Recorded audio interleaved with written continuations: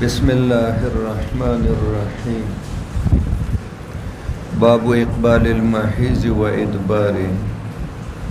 وصلى الله عليه وسلم. اقبال راتلو توي، ادبار تلو توي. د حیز راتلل او د حیز واپس کېدل. امام بخاری رحمت الله علیه غرض او مقصد بیان دی او مسئله مختلفون فی ده چې په باب د اتیان اقبال د حیز کې چې دا حیز شروع کیږي ادبار او وزي ختمي دې کې بدست اعتبار یو خبره بیات ساته او د فقه کتابونو کې بم ویلي دلته خو اشارات دي. احناف وی چې په اقبال او په ادبار دواړو کې به اعتبار وي ایام د حیض خزه که معتاده وي که مبتدئه بس ورځ د حیض که مبتدئه ده لس ورځې شوې الوانو ته اعتبار نشته او که چېرته معتاده ده مخکې نه عادت معلوم ده 4-5 ورځې نو بس اعتبار ایام متدا الوان تندا. امام مالک رحمت الله علیه فرمای چې پراتلو او تلو د حیض کې اعتبار الوان تدا. الوان معنا د حیض دی ویني رنگونه، د حیض دی ویني رنگونه چې دا بتوري کسور بای کزیړ بای خړ بای څنګه وای. نو امام مالک صاحب وای چې په ابتدا کې به تک توري او په انتها کې ادبار کې به زیړ شي. او امام شافعی رحمت الله علیه فرمای چې اعتبار دواړو ته د هر ایام ته د هم الوان ته د پراتلو د حیض کې اقبال په وتلو د حیض کې ادبار من به ایام تم ګورو مبتدئه ده که معتاده ده.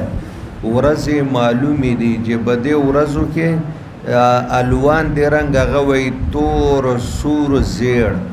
او احناف کو الوان شپږ قسمه ذکر کړي دي. منګه وایي ګوره تر څو پورې چې خالص سپینې اوبه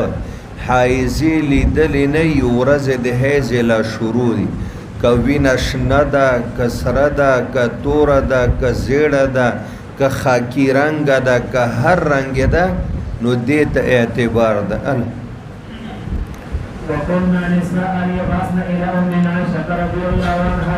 من د مدینه منوره زنانو بلیګ عائشه صدیقه ته بدرجتن فيها الكرسف درجه ویلې کېږي داسې یو کپړه وا لکه د غټه غوندې کپړه په دې کې به موږ د حیض کرسف مالوچ چې په زمانه د حیض کې حایزه ځان ته نیسي هغه مالوچ بم په دې کپړه کې عایشې صدیقې ته ولېږل چې یاره زمونږ حیض به ختمي کې به پاتې. فتقول عایشې بیبي به ویل لا یعجلنا دا ښځې د تعجیل نه کوي. دې سره تایید د مذهب حنفي وشو حتی تر دې یرین القصة البیضاء حتی چې دی وګوري تک سپینې اوبه وی تر هغې پورې به د دی حیض حسابېږي چې تر څو پورې تک سپینې اوبه نه یې لیدلي. ترید بذلک الطهر د مور بیبي اراده په سپینې اوبو باندې طهارت و طهر چې تر څو د دی طهر شروع شوی نه تر هغې پورې به دا حیض وی ګوره وی تر څو دی نه دی ویلی چې سور رنګ ده او که تور ده او که زیړ ده او که خړ ده وی تر هغې پورې به تاسو انتظار کوئ تعجیل به نه کوئ چې خالص سپینې اوبه د علامه د طهارت د نو معلومیږي چې اوس پاتې شوی. نو د احنافو مذهب ثابت شو چې اعتبار په ایامو د حیض کې ایام ورځو ته ده او الوانو ته نه د رنګونو ته. ورنه عایشې صدیقې به د رنګ تپوس کړی وی. وبلغ بنت زيد بن ثابت رضي الله عنهما ان النساء يدعون بالمصابيح من جوف الليل ينظرن الى الطهر. د حضرت زید بن ثابت لور و ام کلثوم و زنانو بده ته دیو ان نساء يدعون بالمصابيح من جوف الليل دی به ډیوه یو د بل نه غوښتله نیمه شپه کې به یې لګوله ینظرن الی الطهر او خپل طهارت به یې معلومو چې موږ د حیض نه پاکې شوي یو که نه فقالت نو ام کلثوم ورته وایي ما کان النساء یصنعن هذا د نبي پاک په زمانه کې ښځو دا کارونه نه دي کړي چې شمع او ډیوه نیمه شپه لګولې ده او دې کتلې دي چې یاره زما حیض ده او که زما طهر ده وعابت علیهن او په دې خبره کې په دې باندې تنقید وکړه تنقید چې دام څه شروع کړي دي چې نیمه شپه کې ډیوه لګوه مالوچو ته ګوره او ځان ته ګوره چې زما حیض ده او که زه پاکه شوی یم دا خو ښکاره دی د مالوچو نه او د کپړو نه پته لګېږي که دې باندې توره وینه وه سره وینه وه خړه وینه وه زیړه وینه وه زعفراني رنګې وینه وه خاکي رنګې وه دا ټولې په دې کې حسابېږي وبه قال حدثنا عبد الله بن محمد قال حدثنا سفيان بن هشام عن ابيه عن عائشه رضي الله عنها ان فاطمه بنت ابي قبيش كانت تستحاج فسالت النبي صلى الله عليه وسلم فقال ذلك عرف وليس بالحيزه او هغه ورته ویلې وای قربان زما وینه وای دا خو ډیره وینه د رحم په خوله کې د حیض نه ده چې کله د حیض شروع شي فدع الصلاه منځ پرېدا او اذا ادبر چې حیض ختم شي فاغتسلي وصلي نو یو ځلې غسل وکړه ته به حکمن پاکه شي باقي منځونه کوه او د ایامو نه بعد چې کومه وینه راځي هغه استحاض ده ګوره صلات دپاره طهارت شرط ده او دې کې طهارت حقیقتا شته نه نو وجوب هم ساقط ده او ادام تېره ساقطه ده نه فعل حاله کولی شي ځکه پاکه نه ده او نه قضا شته ځکه حرج ده هره میاشت کې د 10 ورځو منځونه 50 د دې قضا راوړل حرج عظیم ده او پاتې شو روژې دپاره طهارت شرط نه ده یا لکه روژې دپاره طهارت شرط ده نه د نفس وجوب دپاره نه د وجوب الادار دپاره دا موږ بیا اودسۍ کې روژه ساتو که نه لیکن بیا اودسۍ کې څو لمونځ کولی شي نه شي کولی نو فلهذا د روژې قضا شته او دویمه دا ده چې روژه کې حرج نشته ټول کال کې یوه میاشت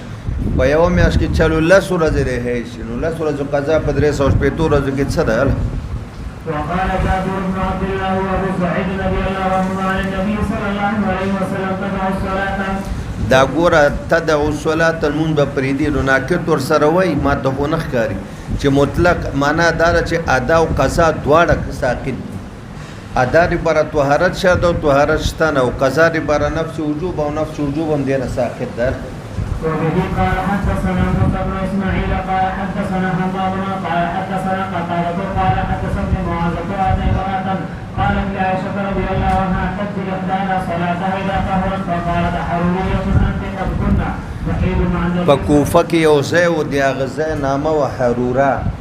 او قانون دا و دغه حروره ځای کې چې اوسېدل او راټولېدل دا ټول به خوارجو نو یوه ښځه ورته وایي چې موږ د لمانځه قضا راوړو چې پاکه شو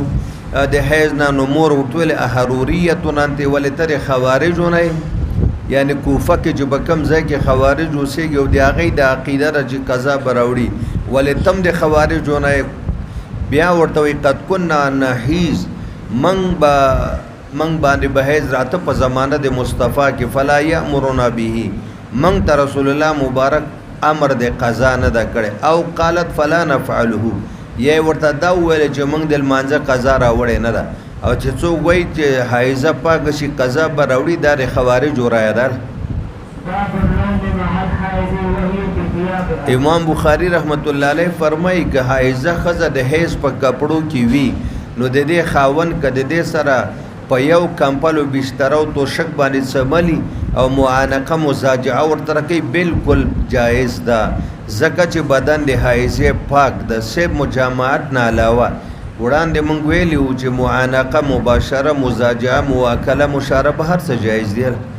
وبه قال حدثنا سعد بن حفص قال حدثنا شباب عن يحيى عن ابي سلمه عن زينب بنت ابي سلمه رضي الله عنهما حدثته ان ام سلمه رضي الله عنها قالت كنت وانا مع النبي صلى الله عليه وسلم في الخميله فسالت فخرجت منها فاخذت ثياب حيضتي فلبستها فقال لي رسول الله صلى الله عليه وسلم انا كنت قلت ان فدعاني فارسلني معه في الخميله قالت حدثتني ان النبي صلى الله عليه وسلم كان يقبل وهو وسلم وكنت اغتسل انا والنبي صلى الله عليه وسلم من اداء واحد من الجنابه ګوره مولانا سے مخکې ویل چې نو مال حایزه نو یو روایت کې خدا راځي چې نبی علیه السلام بیبیانې وایي چې کله به زمونږ حیض راغی لم ندنو موږ به رسول الله ته نه نږدې کېدو ولم نقرب لم ندنو ولم نقرب دا قصې غیر راځي او دلته وایي چې نو مال حایز دا جایز ده د حیض په کپړو کې نو ته به جواب وکې چې دا بیبیانو به په خپله طبیعت باندې حضور پاک ته نه نږدې کېدی چې زمونږ حیض ده او د حیض کپړې دي کپړو کې قلت ده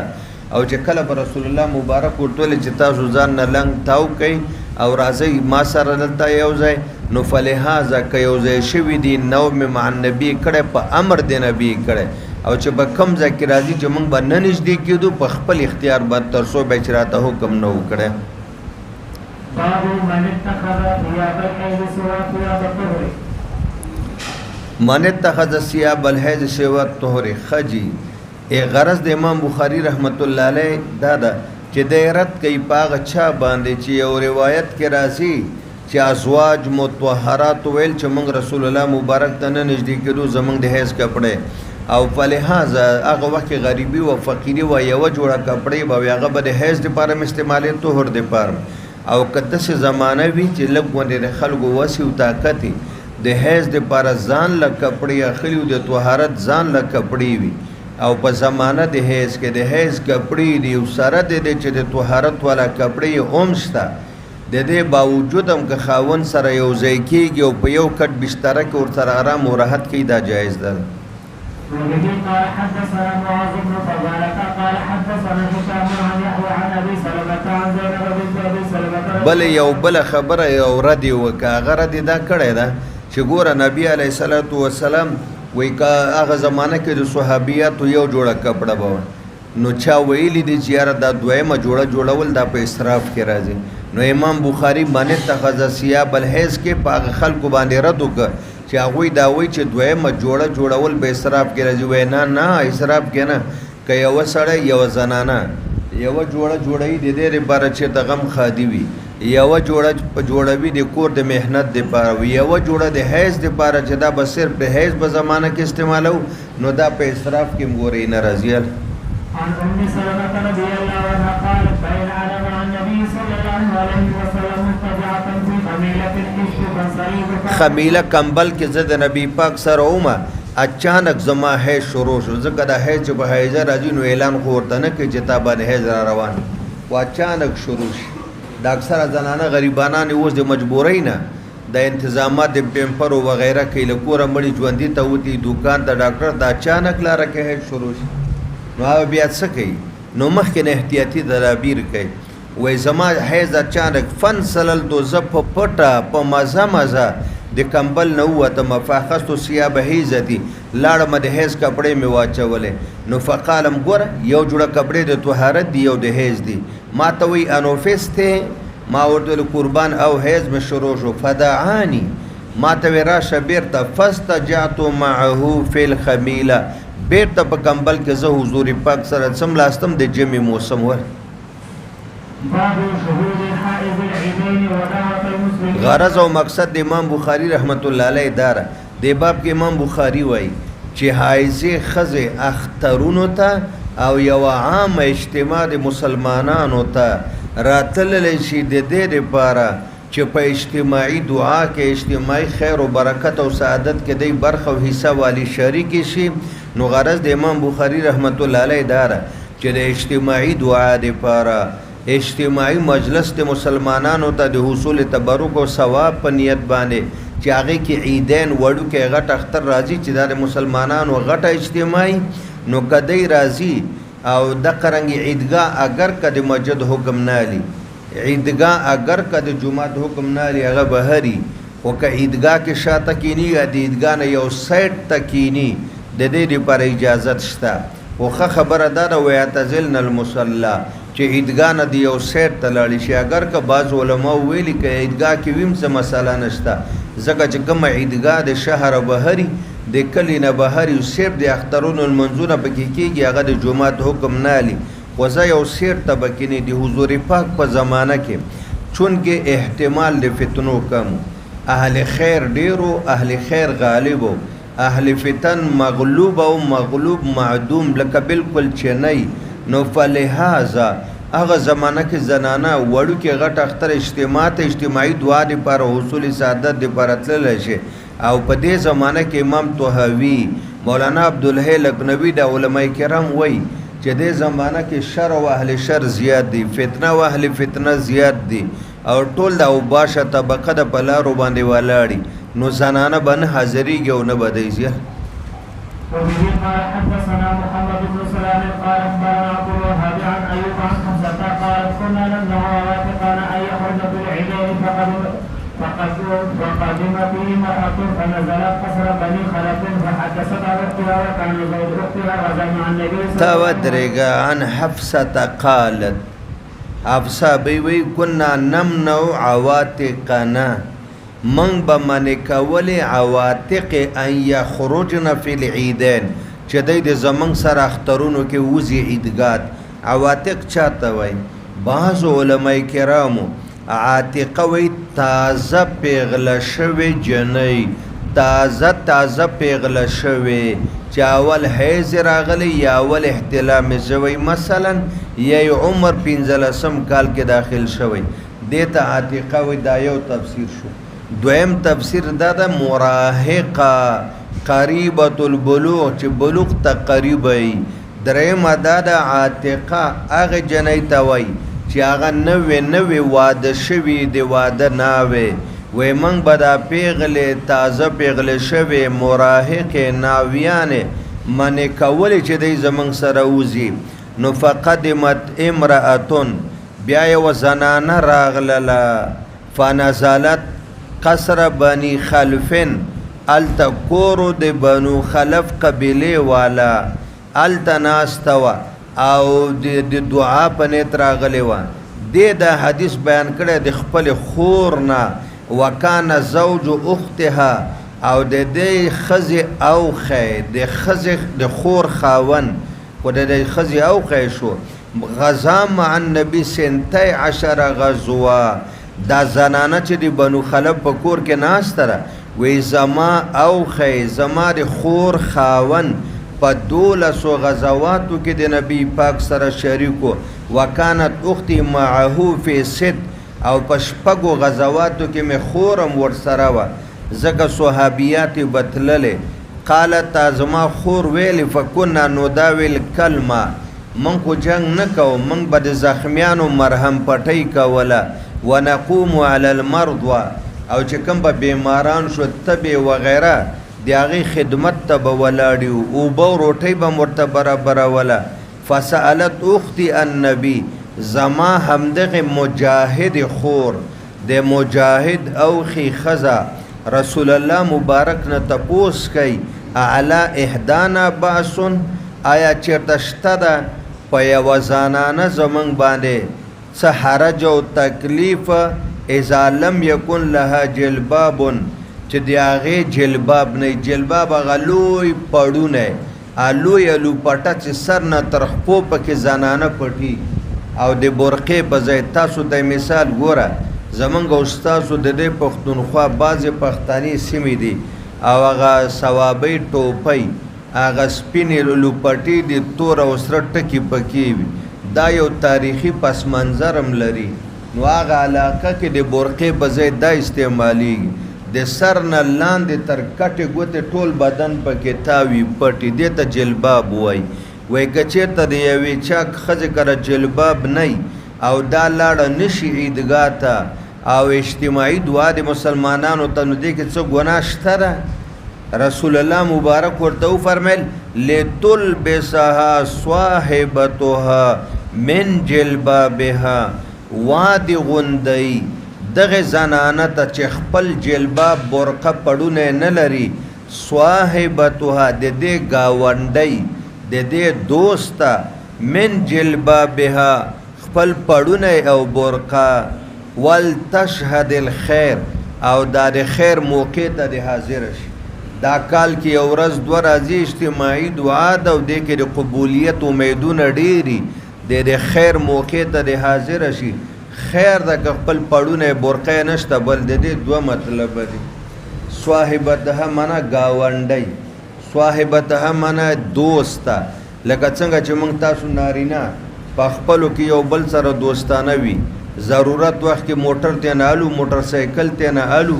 ضرورت وخت کې بل څه په کاری ته نه الو نو زنانم په خپلو کې دوستانه وي یوې بل سره یوې بل زنانه ته دی وي چې خورې کتا سره دوه لوپټې یا دوه برقې یا دوه پلونی یو مال راک زه عیدګاه ته ځم ولته اجتماعي دعا او زنانه روانې یو مطلب دا یا گاونډی ته دی وای کته نسې معذور نو دا لوپټه دی دا برقه دی دا پړونه دی مال راک او درې مطلب محدثینو دا ذکر کړی دا کتا زلیدلی چې د ما خو ډیر کتلی زکه عمر زمنګ لګ ډیر د علم مالک استا ډیر ده هغه به داسې و د ماشومانان یو غټي جنکې به مراهقې به لوت سر به ګرځېدې نو بهر بناسته به بعد بشو باران څاڅکي بشو غلې کوڅکې به ګوډیانې کې نه ولې وې نو چې کله پروانې دي نو دا یو لوپټه درې څلورو جنکو په سر باندې اچولې و یو بیسکا به یو طرف جنې نیولې او بل پیسکا دا دوه درې څلور جنکې ټولو بدای ولو په لوپټه په ځان اچولې وې دا چې دی وکي چې په یو پړونه کې دوه زنانه لاړې شي د چې کوم پړونه غټ استعمالي تاسو باندې کتلی دا دومره غټ دي دومره ټول بدن نه دوه واره تاویږي را تاویږي وې بیا د دوه زنانه په یو پړونه کې لاړ شي لتول بیسها پټ دي کې دې زنانه لاره چې پړونه برقه نشتا صاحبتها ا دې گاونډي چې پړونه لري په خپل پړونه کې د دام ځان سره پټه کې ولړ دي درې وړو مطلبونو باندې پوښول او اجتماعي دعا د مسلمانانو ته حاضر شه ولما قدمت معطية سألتها سمعت النبي صلى الله عليه وسلم قال بأبي نعم وكانت لا تذكر وې منګو معطیه ته ویل چې تا د حضور نه اورېدلې هغه ویل ولې نه زما مور پلار دې ته قربان شه سمعته يقول تخرج العواتق او معطیه داسې بیبي و خطیبه و هغه بچی آقا مدنی نوم مبارک ذکر کوي بی ابي زما پلار دې ته نظر شیر ګور عواتق معنا مرتو ک زوات الخدور مطلق اغه زنانا چې هغه با پرده ګرځيږي لکه چې جنې پیغله شو یا واده شو نو تقریبا تر شپېتو غلو 15 شپېتو غلو پورې دا پرده کې پورا پرده کې ګرځي چیرته چې د خیر اجتماعات دي او د دې په پرده کې ورتل ممکن دي یو سیر د کناستل الته دمسي او چې کم ځای کې اجتماعي دعا د الته ممسیر او د ادب او د احترام تقاضا ده کچېته حایزي نه مصلا کې د ورستو کې نه ساړی نه او که حایزي وي نو د مصلا نه د بهر کې نه اگر کا مصلا د مسجد حکم نه لیا قالت حفصة فقلت أرضية فقالت أليس تشهد عرفة كذا وكذا چاته نه تاسو که چې حایزه د عیدین وته وی ولی عرفه ته حایزه نشیدله کما خزه چې حج ته تل د واغې حیز راشي عرفات ته تل شي کنه هغه رکن اعظم د په دې باندې فرض ده و چې عرفات ته تل شنو عیدین وته خامه خاطر شي باب اذا حاضت في شهر ثلاثه ګوره مولانا صاحب په یوه میاشت کې درې حیزونه آیا په یوه میاشت کې درې حیزونه راتللی شي او که نه د باب کې د باب دوه حصې دي یوه حصه د باب دا ده چې ګوره وما په زنانه ووایي چې په ما باندې په دې میاشت کې درې حیزونه راغلي دویمه حصه د باب دا ده چې زنانه خو دعوه وکړه د دې دعوی تصدیق بکولای شي او کنه د دې تصدیق بکولای شي او کنه بشي کولای اوس په یو میاش کې درې حیزه د کې د امامانو اختلاف زب یو دوه ټکی بکی وایم باقی به کتابونو ته بیا مراجعه کوي تفصیلی بحثونه او بیا التبه ګورئ زګه دا ډېر طویل ترین ابحاث دي هغه داسې په منډه کې او په لنډ تنګ وخت کې د هغې بیانول مشکل وي نو امام احمد بن حنبل رحمت الله علیه هغه وایي چې او په 28 ورځو کې 28 ورځې او 2 لحظې چې د 28 ورځو نه یو 2 لحظې ور واوړي په دې کې به زنانه باندې 3 حیضونه راتلی شي. امام مالک رحمت الله علیه فرمایي چې په 13 ورځو 4 لحظاتو کې چې 13 ورځې په باندې تیری شي او 4 لحظات نو په دې باندې 3 حیضونه راتلی شي. څنګه راتلی شي یا به درته لږ اشارتن وایي.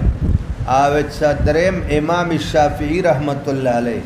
امام شافعی صاحب وایي چې په 12 ورځو او 2 لحظو کې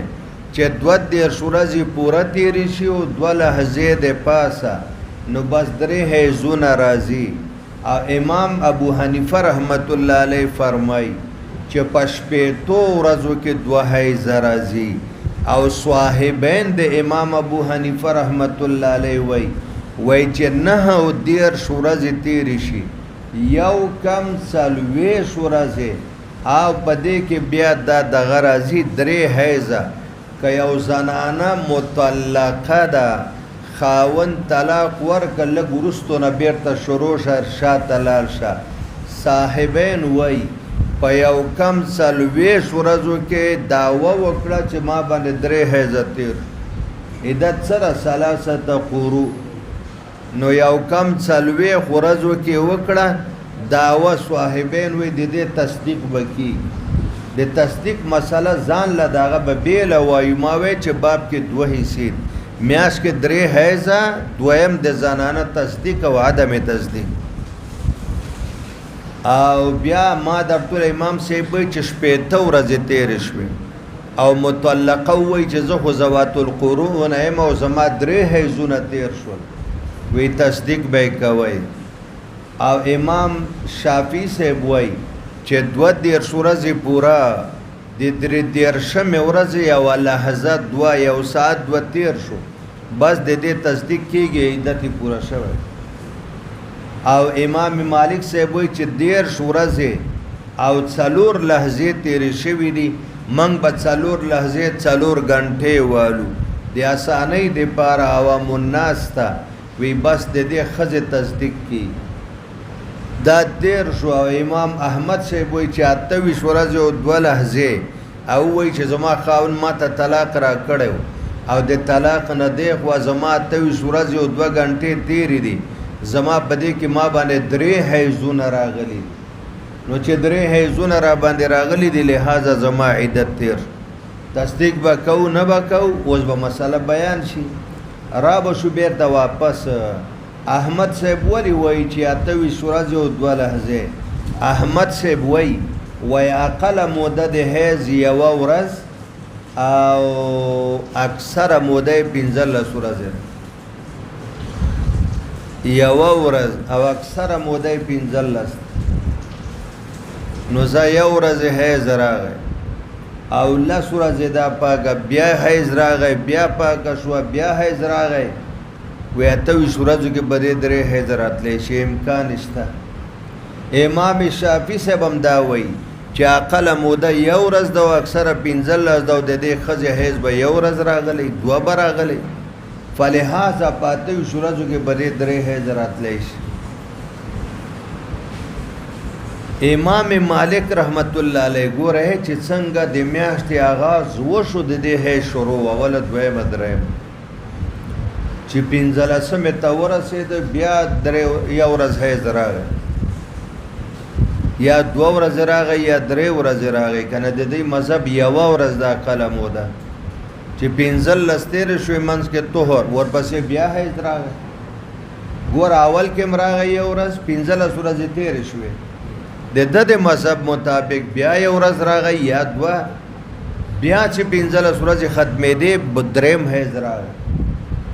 نو چې اول شروع کې راغی بیا 15 ورځې پس راغی بیا د 15 ختمېدو کې راغی نو دا ټولې 28 ورځې جوړي.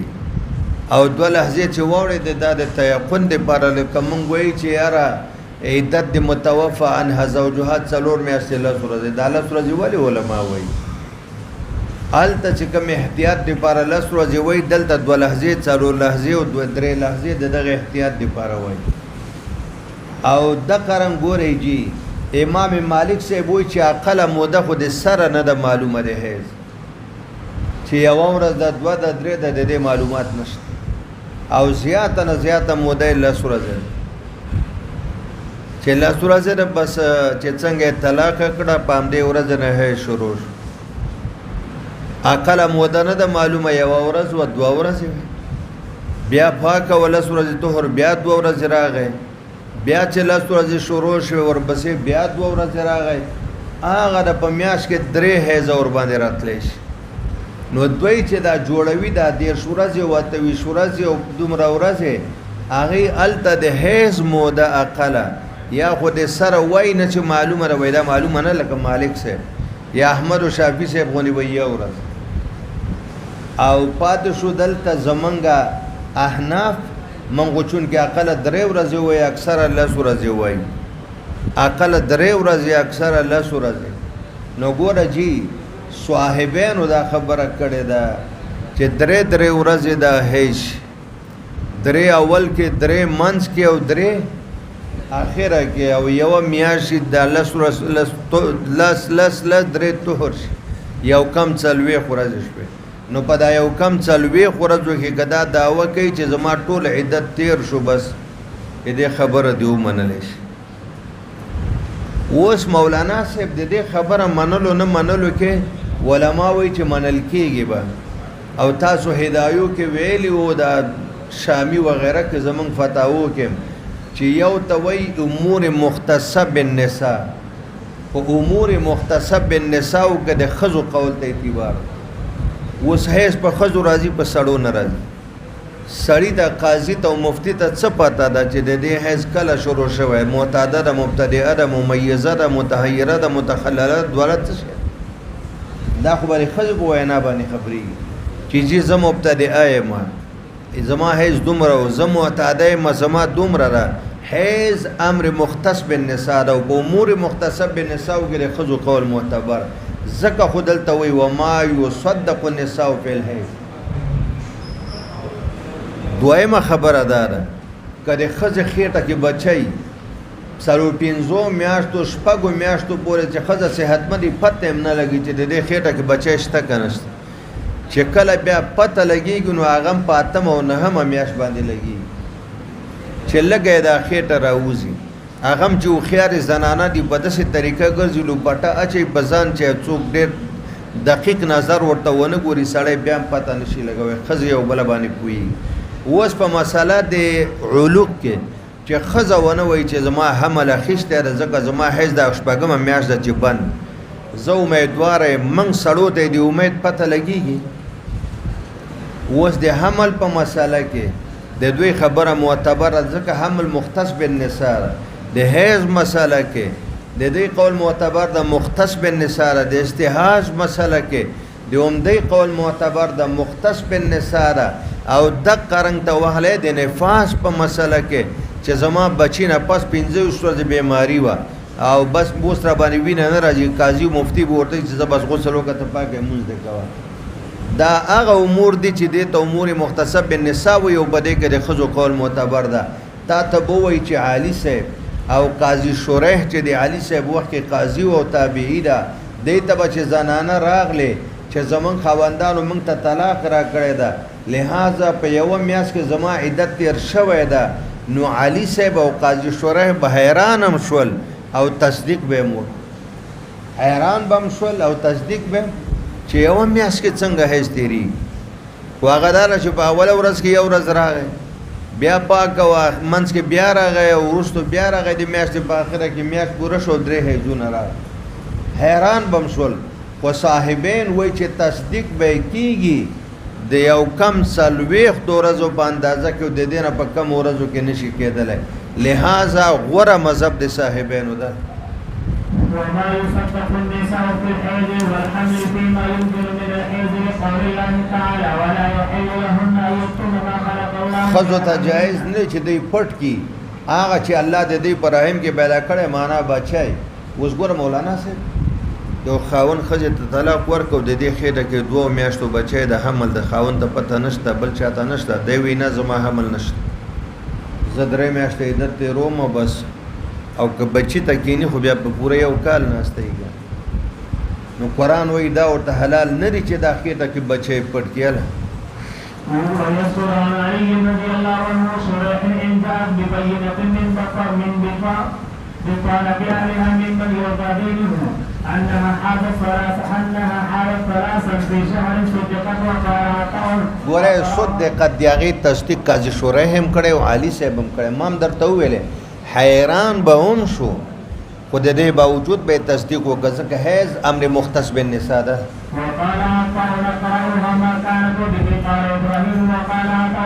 اقرأوها ما كانت د دوی حیضونه هغه دي چې دوی یې وایه دغه د ابراهیم نخعي رایم دا د عطا ابن ابي رباح رایم دا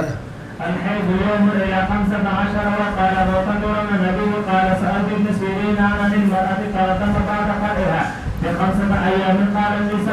7 وای ګوره چا محمد ابن سیرین ته وویل چې جی یوې ښځې یو ورځ وینه ولیده او 15 ورځې پسې بیا ولیده وایي چې هغه مې ځان له حیض اقل موده مې یو ورځ ده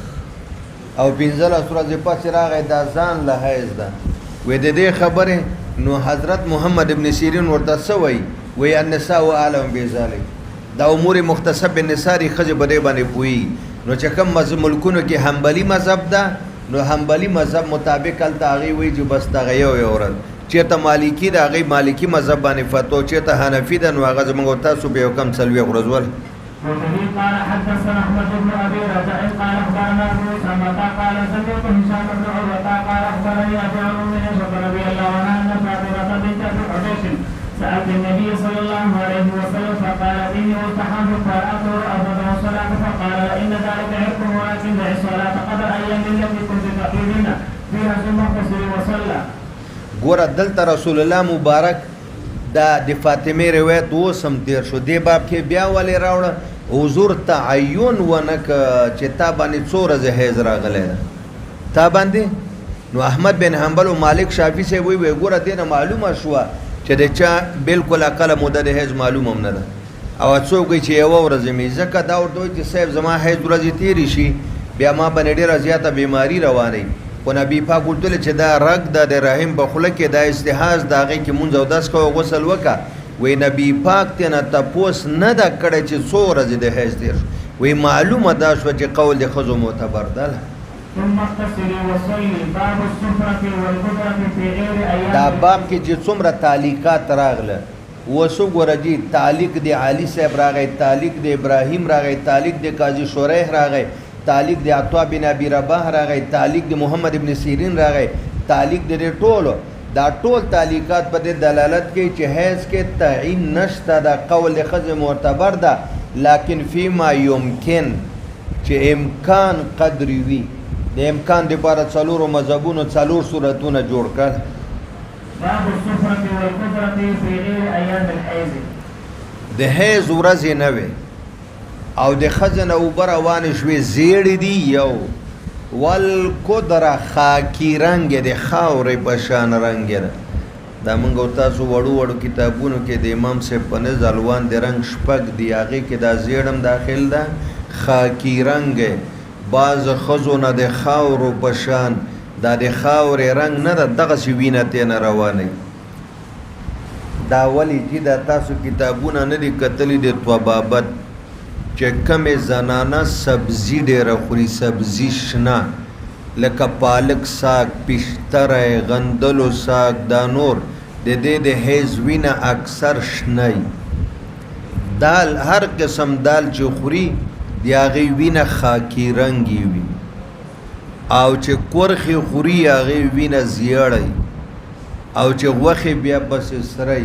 نو ګوره مولانا صاحب غوښې سره چې فروټ وغیره مشروبات یا فواکه هغه تور والی ته مایل وی دا زیړې اوبه او خړ رنګې وینه چې راله په غیر د ایامو د حیض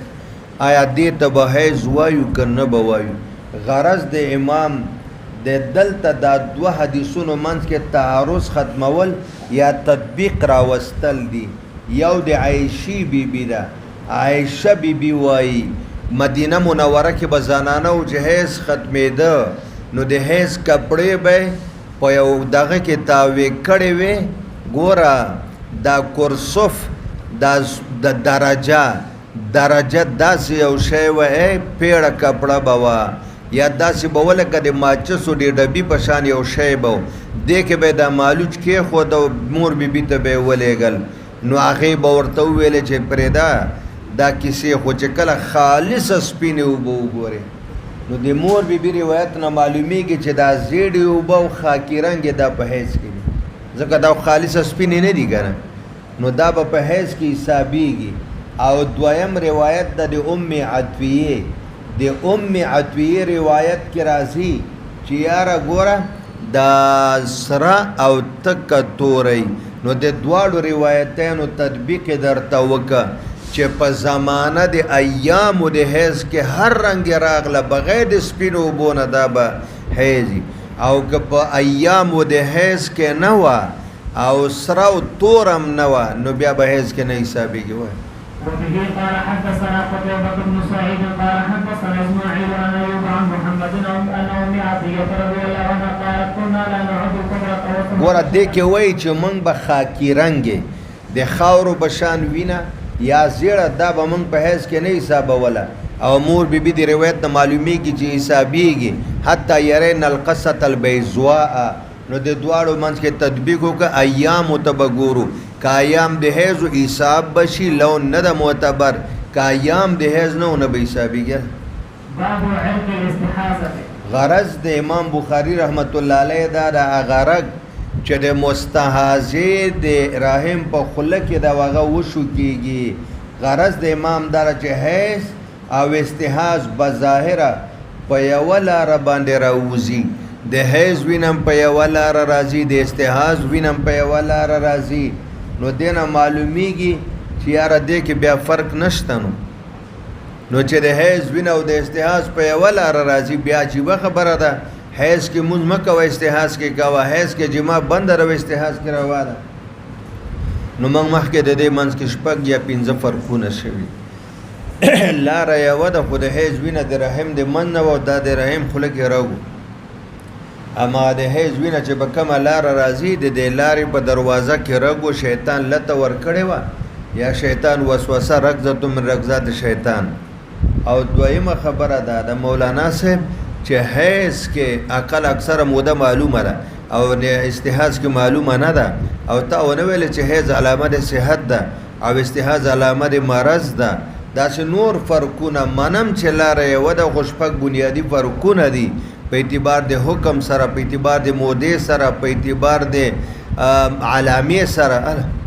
وبه قال حدثنا ابراهيم بن المنذر الحزامي قال حدثنا معن بن عيسى عن ابن ابي زيد عن ابن شهاب عن عروه عن امراه عن عائشه رضي الله عنها زوج النبي صلى الله عليه وسلم ان ام حبيبه اسبقت 7 سنين فسالت رسول الله صلى الله عليه وسلم عن ذلك فامرها ان تغتسل فقال هذا علم فقال وکاله مسلسله مستحاضه وا وی بس ته خپل د عادت ورځو ته دی ګوره چې هغه راځي هغه کې مونږ ارڅ پرېده او چې د عادت ورځې تیریږي باقي غسل کوه دا رګ دا د رحم وینه نه ده فکانت تغتسل لكل صلاتين دی به د هر مانځه دپاره که ستاسو خیال موږ باب الاستحاض کې ویلو 3 احکام اول دا چې د هر مانځه دپاره حکم دا منسوخ جمع بین صلاتین بغسل واحدین هغه منسوخ شو اخره کې یو غسل او د هر مانځه دپاره د شافعي صاحب بنز او د هر وخت دپاره د احنافو په نسبت باندې سو و دلته دې چې غسل کو یا علاجن کړی ده او یا تنظیفن کړی ده د دې حکم نبی پاک ورته نه ده کړی دی په خپل طبیعت باندې په خپل مزاج باندې علاجن او تنظیفن به د هر منځ لپاره غسل کول باب المرأة تحيض بعد الإفاضة مخکې حکم د استحاضې دلته حکم د حایضې ده غرض دا ده که یوه زنانه د طواف زیارت نه باز حیض راشي بعد طواف زیارت یې وکړه آخري فرض هم دا و په 10مه ورځ دا وکړه او د هغې نه پسې حیض راغی په دې باندې افعالیات پاتې ختم دي یوازې طواف ودا پاتې د خدای په امانۍ چې طواف صدر هم ورته وایي نو هغه موږ او تاسو مخکې ونه ویلې چې طواف ودا په انتها کې طواف قدوم په ابتدا کې له حایضې نه په سبب د حیض ساکتي یار وبه قال حدثنا عبد الله بن يوسف قال اخبرنا مالك عن عبد الله بن ابي بكر بن محمد بن عمرو بن حزم عن ابيها عمره بنت عبد الرحمن عن ام عائشه رضي الله عنها زوج النبي صلى الله عليه وسلم انها قالت لرسول الله صلى الله عليه وسلم يا رسول الله صلى الله عليه وسلم ان صفيه بنت حيي قد حازت قال رسول الله صلى الله عليه وسلم لعلها تحدث کې دې شي چې موږ به بند کې ایثار بم کې د حضور خیال دا چې ګوندې طواف زیارت اعلان ده کړل رسول الله ورته چې ولې تاسو سره طواف زیارت نه ده کړې قالو بلا قربان کړی ده قال فخرجي زين روانيږي خیر ده طواف ودا ورنه په سبب د حیض باندې ساقط شو. قال حدثنا معل بن اسد قال حدثنا وهب بن عبد الله بن طاووس عن ابي عن ابن عباس رضي الله عنهما قال رخص للحائض ان تنفر اذا حاضر او د حایزې لپاره د اجازه شته چې دا روانه شي ان تنفر چې دا د حرمین او وزي او روانيږي سفر کوي بالکل سکه طواف ودا چې تنه ساقط شو منګ د طواف زیارت نه پچل د پراتی خو طواف ودا دی پاره یا یو ورځ کټیم را سره صبر کو دمه کو بیا خپ طبيعت باندې په حوصله باندې د خدای پامانه طواف کو بیا روانيږي او چې دا حایزه ده طواف زیارت پسې د روانه شي. وكان ابن عمر رضي الله عنهما يقول في اول امرنا لا تنفر ثم سمعته يقول تنفر عند رسول الله یو زمانہ و چې ابن عمر به ویلی وی نه بزي طواف ودات پوری به ساری کی جهیز نه پاک شي طواف ودا به کی بیا بزي ثم سمعته يقول وی ورستو مې تنواور بیا به فرمایل چې تنفر ان رسول الله رخص لهن اکما زمانہ کې چې ابن عمر منع کوله دی آقا مدنی دی رخصت خبر ورته رسیدل نه و او چې کله خبر شو چې آقا مدنی دی ته اجازه ورکړه دا بیا ویل زیدی باب النداء المستحاضه الطهره غرض د امام بخاری رحمت الله علیه رد په مالکیانو باندې هغه دا وی تغتسل وتصلي ولو ساعه من نهار عبد الله ابن عباس وای چې کله مستحاضه طهر وګوري معنا وینه بند شو مکمل پاک شو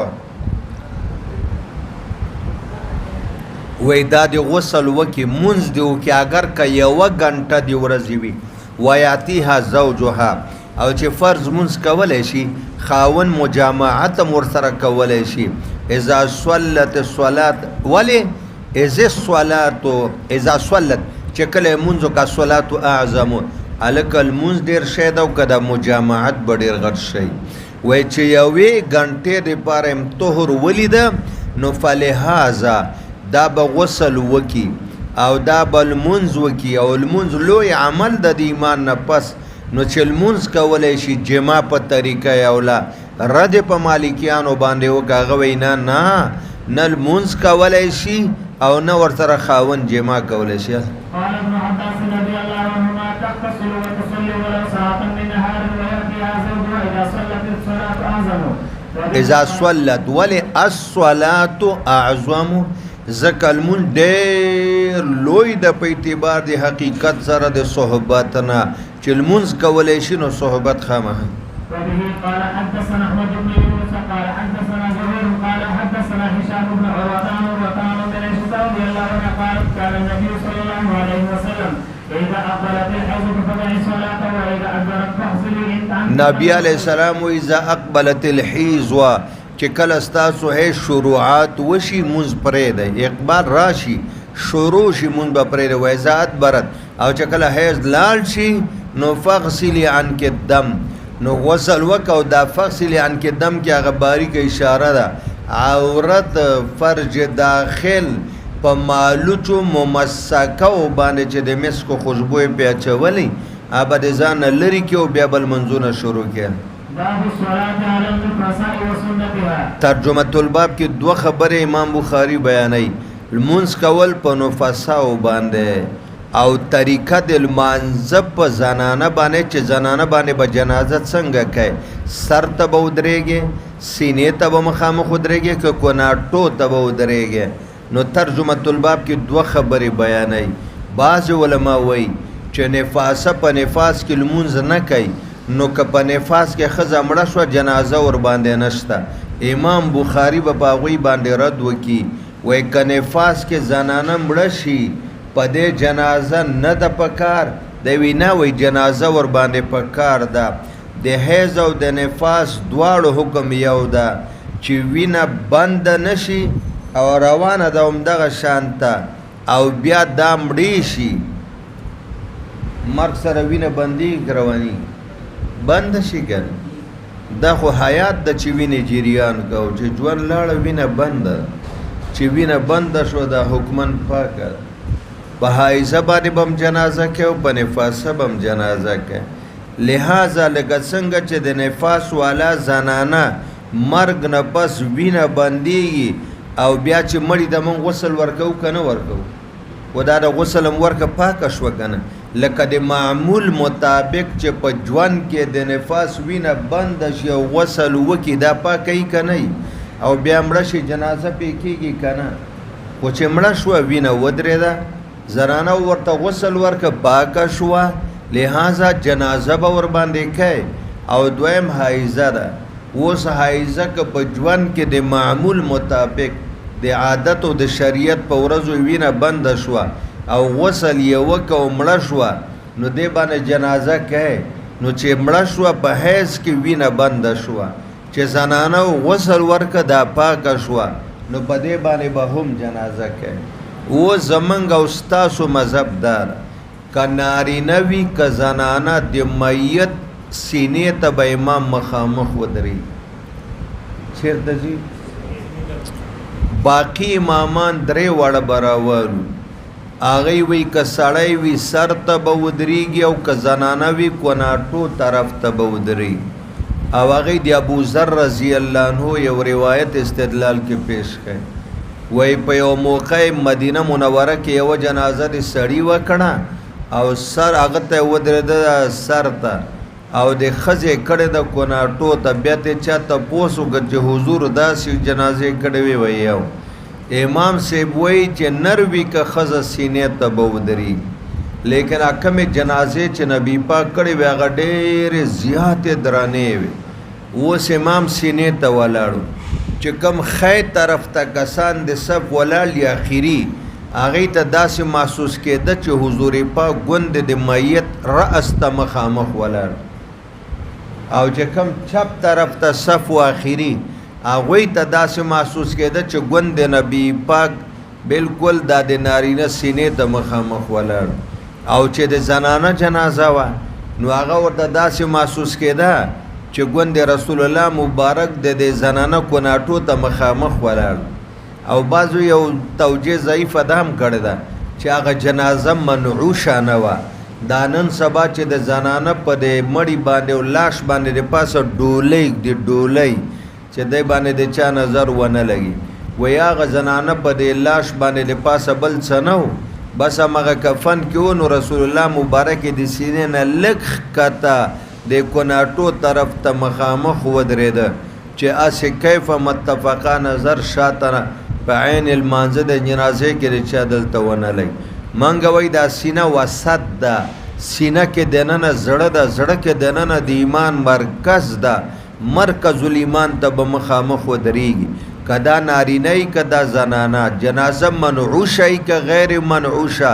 اوس به دلته درته ووایي چې رسول الله مبارک ور باندې جنازه کړې ده او ورته سینې ته مخامخ ولاړ ده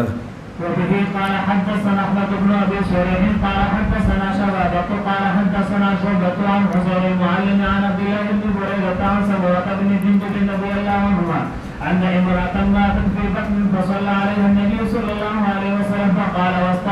وستها ودلی ده منست سینې ته مخامخ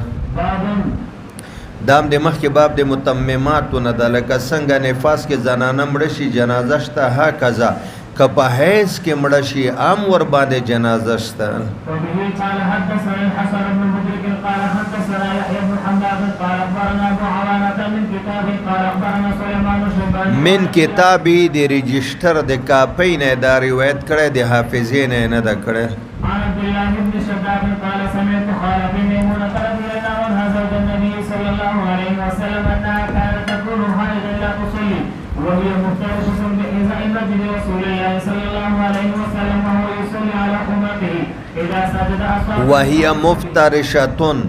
او دا مبارک پراتا وا بهزاء مسجد رسول الله وی ګوره حیز یو خپل مونځ نه کو او د رسول الله مبارک مخ ته دسه پراتا وا پشان د جنازه پشان د جنازه او رسول الله یصلی علی خمرته حضور په خپل مصلی او جنماز د لیمسی باندې ولاړ دا یو واقعیت دی بیبی ته میمونه ته په خر او بل عائشہ صدیقه ته د سجده په ځای د بیبی خپې و دا سه پراته و حضور بچ کله سجده کوله نو دا به پر خپه باندې داسې لګه اوس کونډله په یو لاس عملی قلیل ده بیا به وې من خپې راټولې کړې نو دا په هغې خلکو باندې ردم راغی چې هغوی دا وایي چې بدن د حایزې ناپاک دا په هغې خلکو باندې ردم راغی چې مخې ته زنانه تېره شي مونځ ماتي وایي زه د رسول الله مخې ته پرته وم په حالت حیض کې د مړي په شان او حضور په مصلی مونځ کوي اذا سجد اصابني بعض ثوبه نو چې کله به سجده کوله په ما به صادر مبارک ولګېده ما به خپې راټولې کړې عایشه وایي زه به په خپه باندې اوس کونډلم ما به خپې راټولې کړې نو په هغې کسانو رد راغی چې ګوره بدن د حایزې نجس په هغې کسانو رد راغی چې زنانه د مخکې تېره شي ته په مانځه ولاړې مونځ ماتېږي وایي تېرېدل پرېږده موږ د جنازې په شان پراتو رسول الله لګیا او خپل مونځ یې کوو ګوره برات الاستحلال کوي د ده عجیبه کمال